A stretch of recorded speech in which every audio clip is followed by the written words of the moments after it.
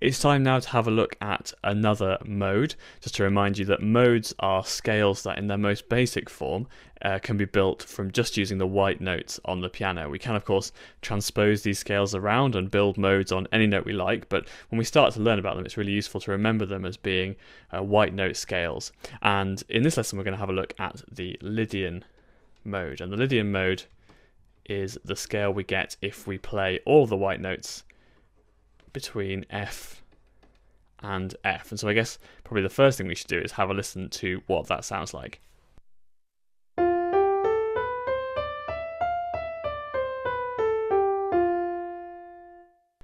It's probably a good idea to have a think about what notes we have here and see how that differs from perhaps more familiar scales that we already know. So the notes between F and F, if we use just the white notes, we get F, G, A, B, C, D, E, and F.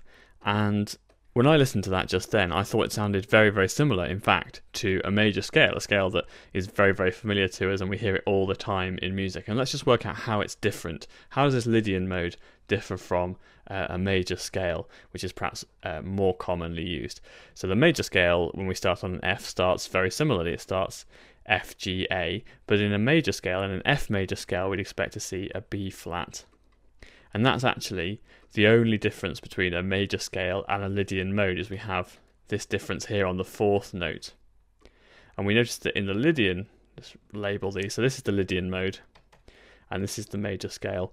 And we'll notice the difference is that here in the Lydian mode, we have the fourth note is one semitone higher than it would be in a normal major scale. And actually, that's a real feature of the Lydian mode. If we put sharp 4 here, that's a really good way to sort of remember what the special feature of the Lydian mode is, and it is that the fourth note of the scale is one semitone higher than it would normally be in a major scale.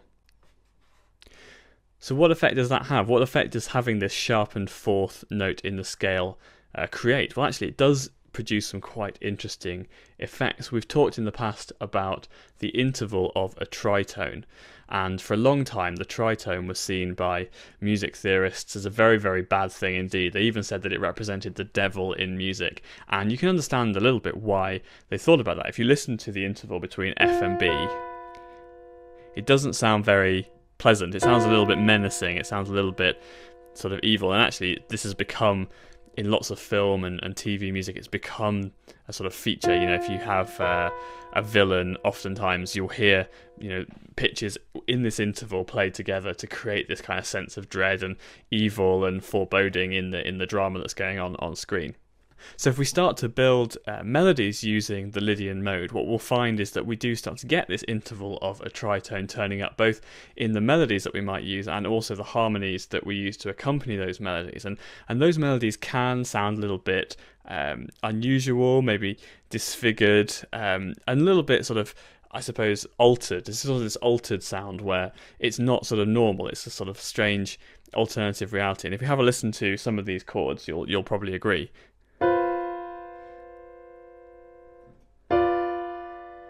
If we're just building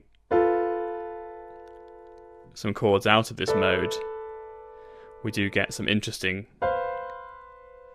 sounds come up. And if I improvise a melody using the Lydian mode, again we'll start to hear some slightly odd angles, particularly when the intervals used in the melody do start to include these tritones or diminished fifths, augmented fourth type sounds.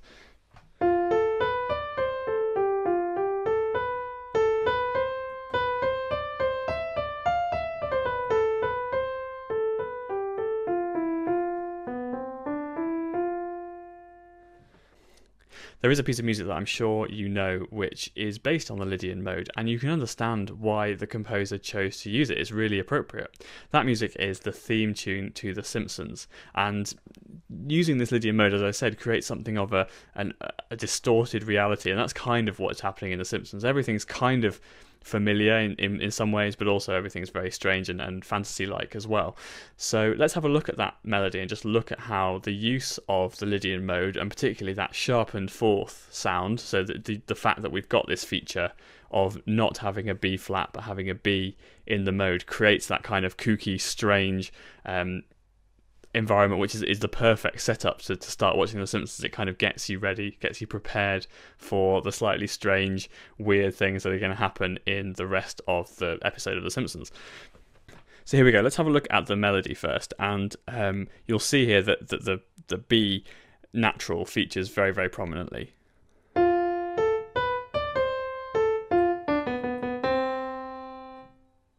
If I was to play that in the major scale, let's see how that would sound.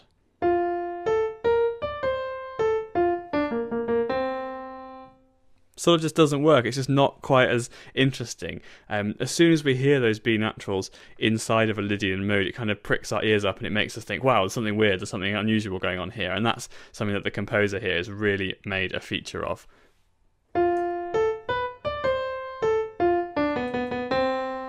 Even repeating that B,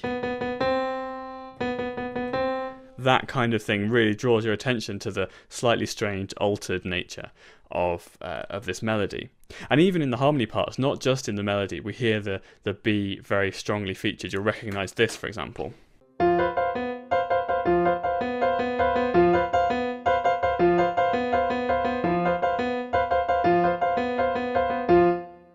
For me, just as important as the melody is the fact that in the bass line, so the lowest part of the music, when you hear at the beginning of the piece, pizzicato strings, string instruments being plucked, you do get this bass line.